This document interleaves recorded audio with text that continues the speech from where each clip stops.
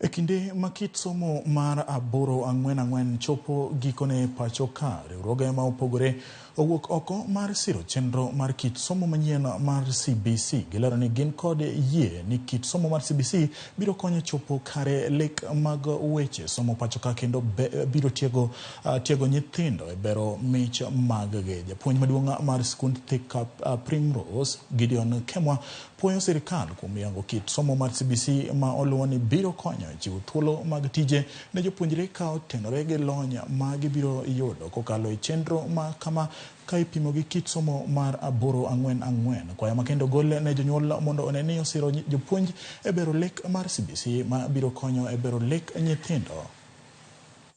I believe this CBC is going to be even better than 8-4-4 because it's going to involve the children and we are going to tap the talent from all the children. The parents have been very supportive and I will urge them to continue to be supportive in CBC program. They have been supportive in 8-4-4, but they are going also to be supportive and we ask them to support us in CBC for the benefit of their children and even for the society in general.